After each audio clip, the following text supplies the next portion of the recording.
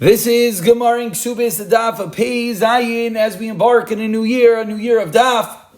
B'siyata d'shmaya, we should all have the strength, the ability, the clarity to continue learning day after day together.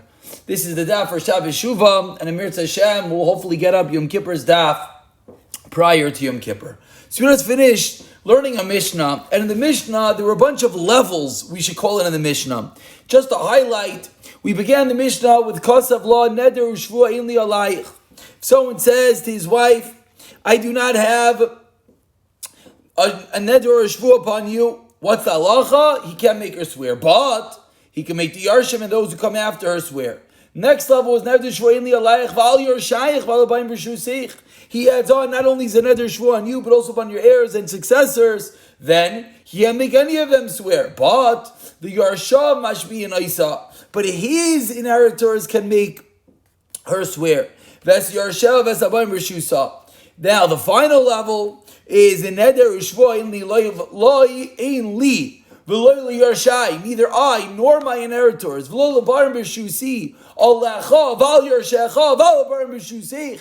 If he includes everyone, all his generations and all her generations, then the halacha of the Mishnah was in Yoch Lashvia. No one l'huv l'yarshav l'Abayim B'Shu l'Osav l'Yarshav l'Abayim B'Shu Halcha Mekabel Baila. And then we had the end of the Mishnah, which we're not going to discuss right now.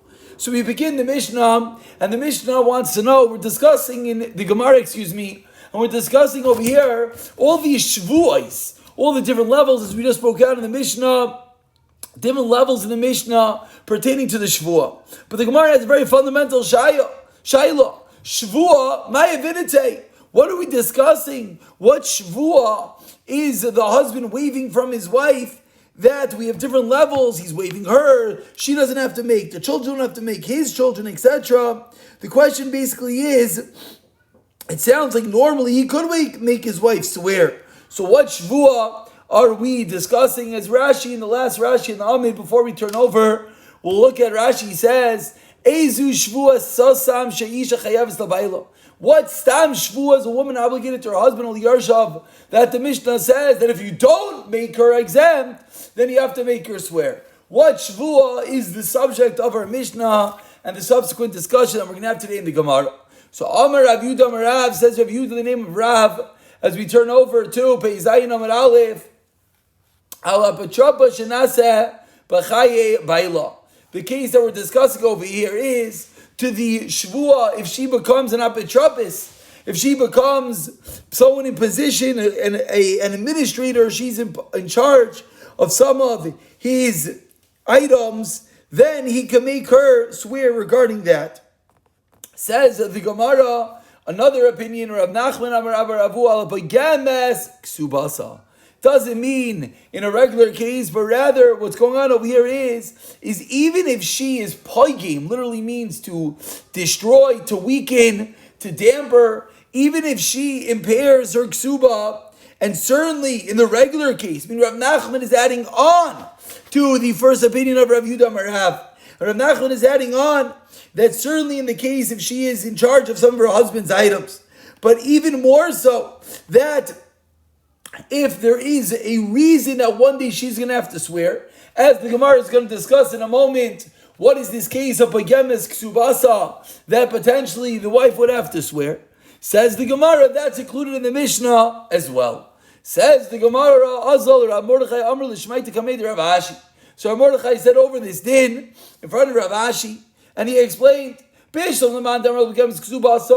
the second opinion of Rav Nachman, that the case of the Mishnah is even discussing when a woman is obligated to shvuah due to the fact that she weakens her ksuba, that she damages it, that it enters into her mind when they get married, that she thinks, maybe one day I'm going to need some cash. And when that day that I need cash, I might have to take it from my ksuba. And because there's a time that she thinks she might need to dip into her savings, we'll call it, dip into her ksuba, and therefore she says to her husband, right for me, that you're not going to make me swear, that in the event comes that I have to dip into my ksuba, and then at a later date I want to collect the rest of the ksuba, which we're now learning is the case of Bayamis Kesubasa, that she weakens, she damages the ksuba by taking part of it. Now she wants to take the rest of the part. So because all of that potentially is in her mind, it makes sense that she says to her husband, Ksoiv li, write for me, Dolay Mishbasli, that you're not going to make me swear at that eventual date of Bayamis Kesubasa. However, but Rav Mordechai is saying this in front of Rav Ashi and asking Elaman Amar, he lines down. But according to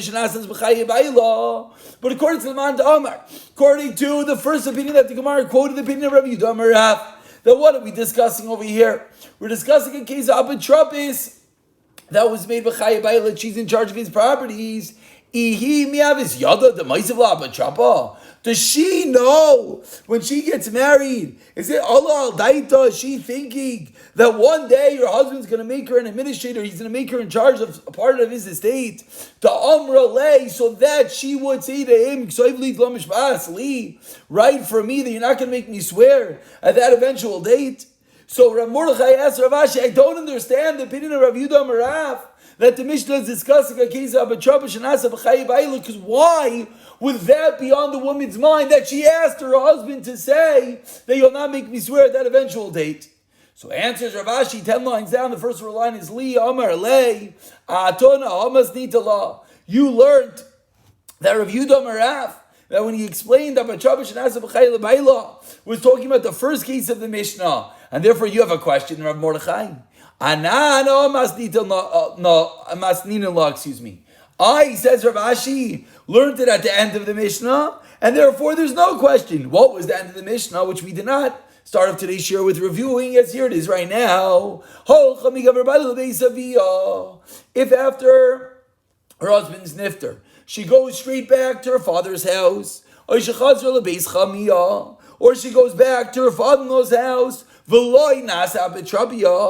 she does not become in charge of her husband's estate, then what is the halacha? Said our Mishnah, in our Yarshim Mashbinaisa, the Yarshim, the other inheritors, cannot make her swear. However, Vin Nasis Abatrapia, let's say they made her an Abatrapis, then Yarshim Mashbinaisa, Allah Asilavai, then the Yarshim could make her swear concerning future endeavors. However, Vin Mashbinaisa Al Sha'avar, but they can't make her swear on that which happened in the past. And on this part of the Mishnah, on the Seifa of the Mishnah, the question was, Sha'avar Maya Vidite. What is this case of Sha'avar? What is this case that there's a potential Shvuah going in the past? And on this, Amar Rav Yehuda Marav Alabatrabi Shanasa B'chayi B'ayla, that the case is, if she was an Abatrapis, that is the case that the kids, the inheritors, cannot make her swear on that case.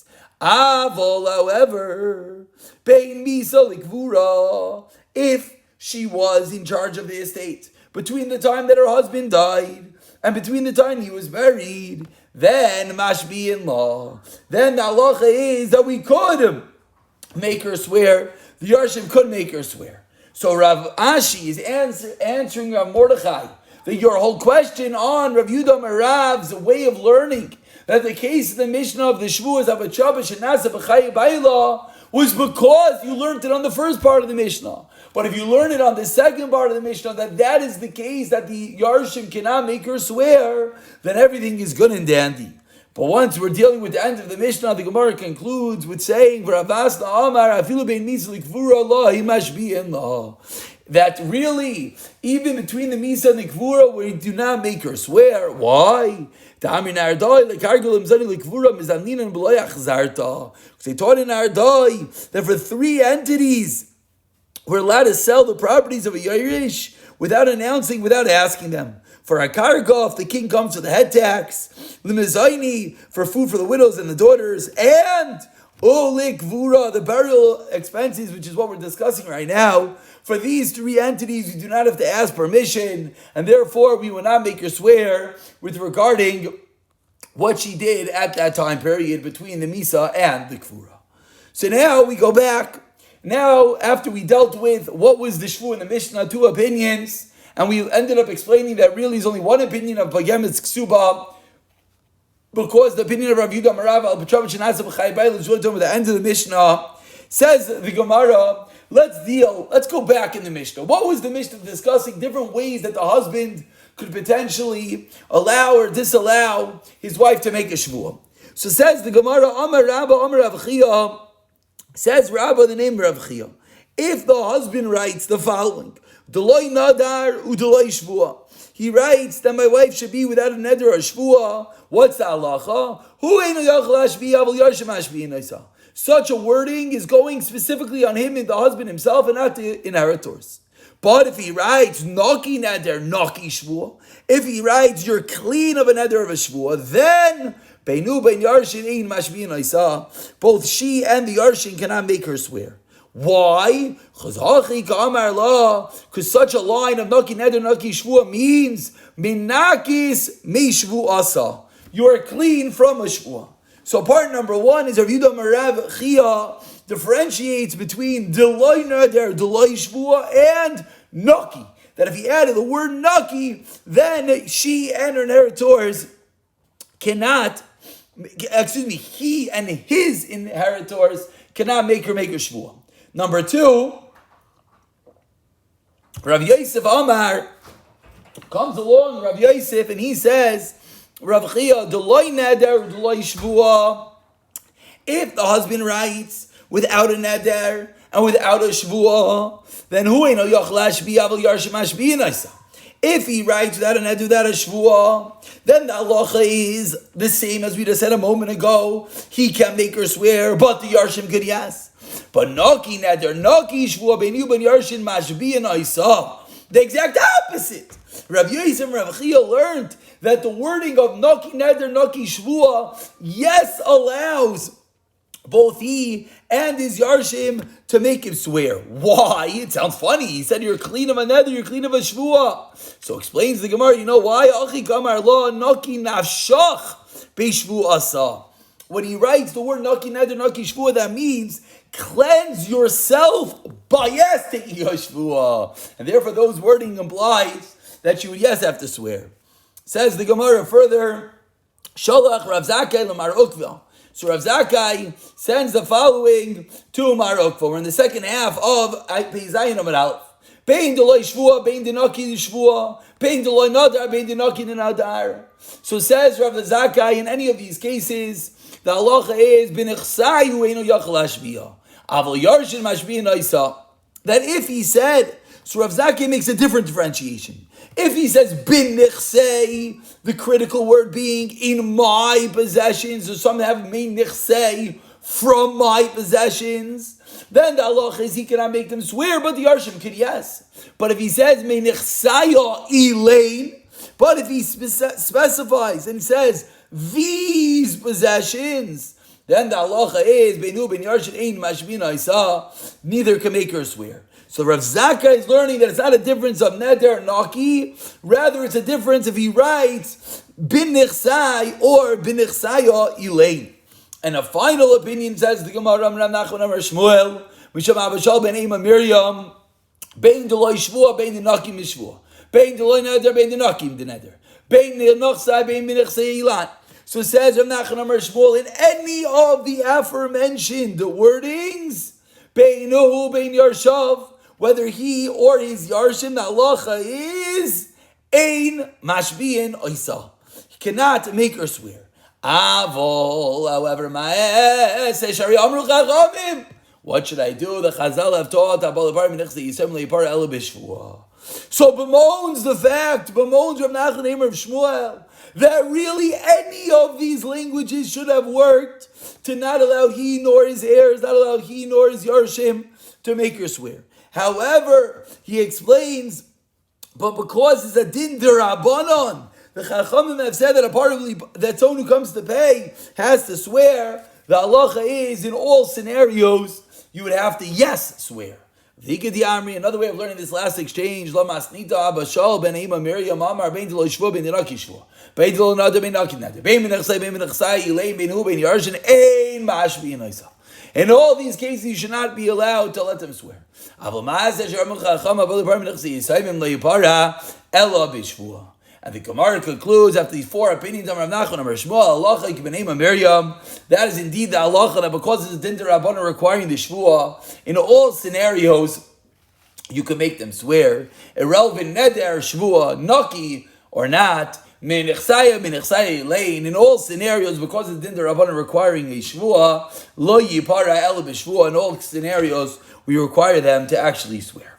And now we continue with the Mishnah on the bottom of Pei Zayin and Aleph, in which the Mishnah is going to teach us a bunch of cases in which the woman wants to collect her ksuba, but she's indeed going to have to make a shvuah. So this Mishnah really is a direct continuation of the previous Mishnah, as everyone will see in a moment. Case number one of the Mishnah is Habayemes ksuba. So like we start off with today, if a woman impairs her ksuba, what is the case of impairs her ksuba? So Rashi says, as the Mishnah itself is going to explain, the case is that she admits that part of it was already paid. The halacha is lo'ipar el b'shvuah, she has to swear. Eid echad mida shiparua. What if an eid echad says part of it was paid? Lo'ipar el b'shvuah, she has to swear. If the woman comes to collect from either the properties of Yisayimim or from properties that are meshubed to other properties the husband has sold, the halacha is shalot b'fanav, or not in front of the husband, l'tipara el b'shvuah. So in any of these three categories, we'll call them, because the Mishnah now is going to elaborate on each category.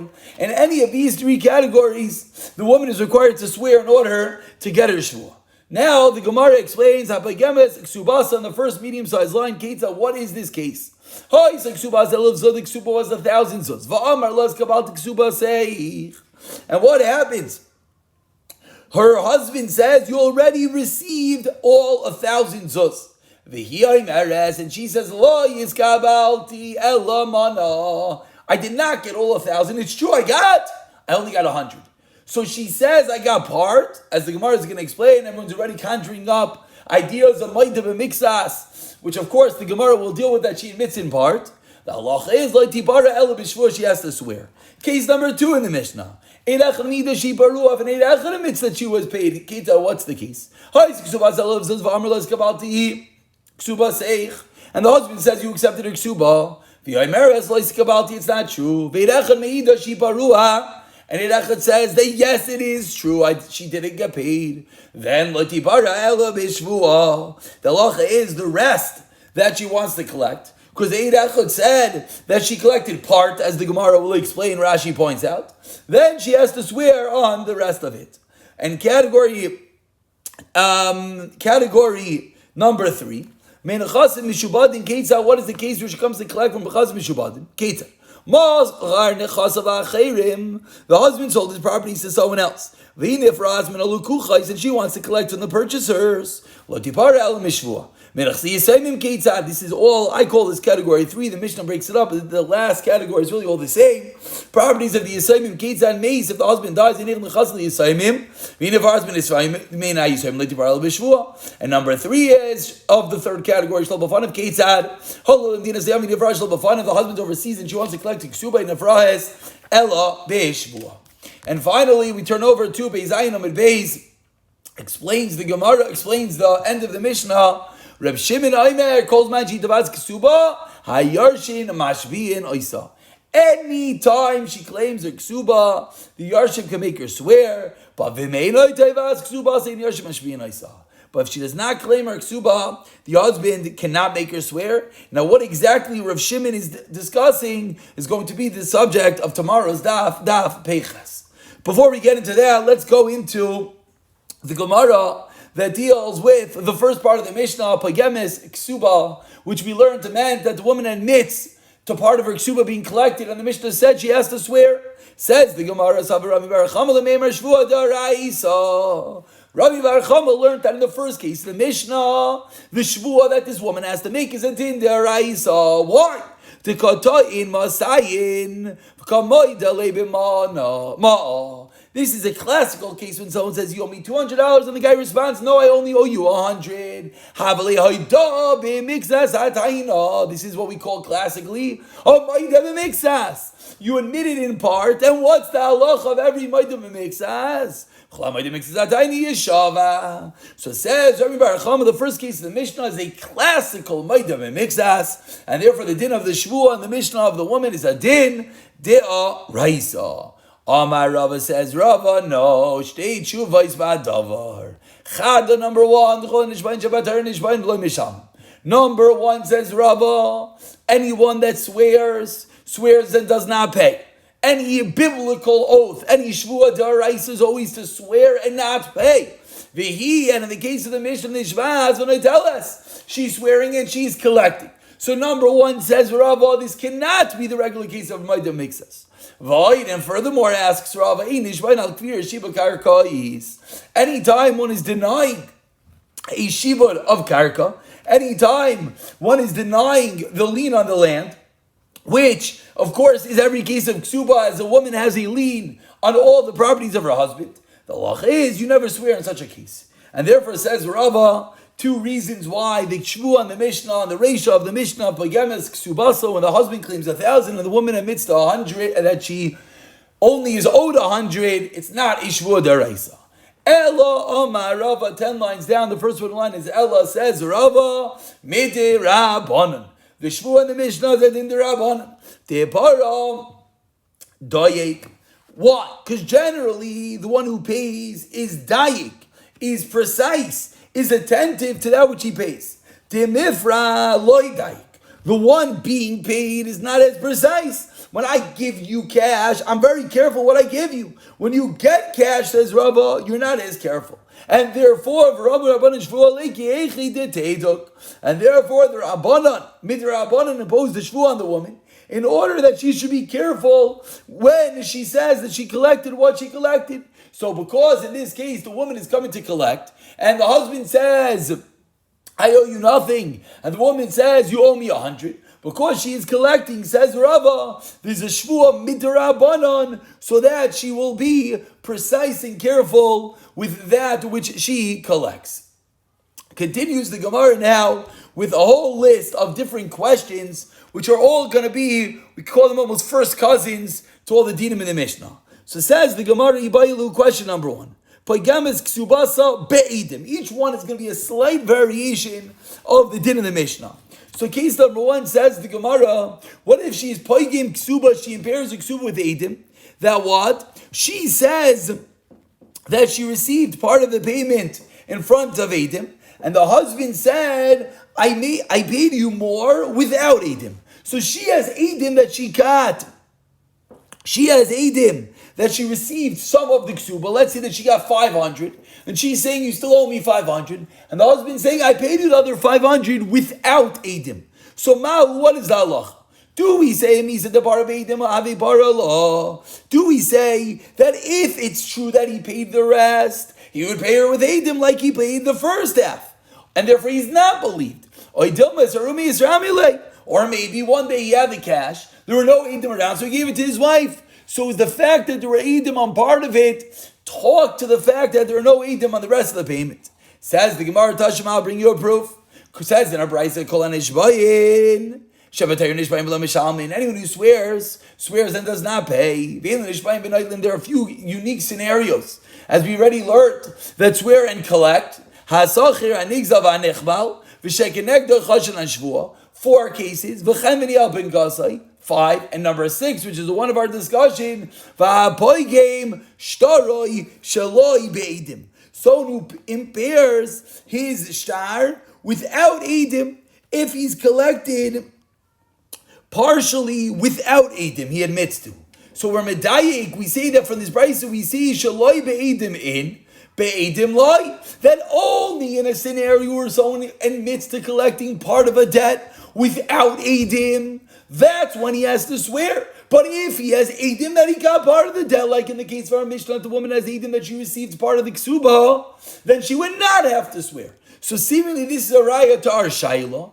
Answers the Gemara, no raya. Loi mi by kamar, we can learn from this braysa that the braysa is just teaching us an extra chiddush. Loi mi by, it's pashit be'edim, tivadai tzricha shvua. That certainly in the case in which the partial payment was made with Eidim, and therefore it cannot be denied at all. Tivadai tzarich shvua. You certainly now need a shvuah to collect the rest of it. Aval shaloi be'edim. But if part of it was collected without edim,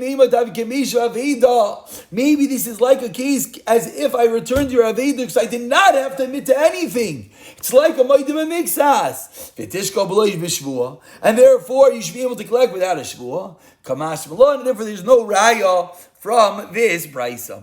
And we continue with another shayla, very similar. What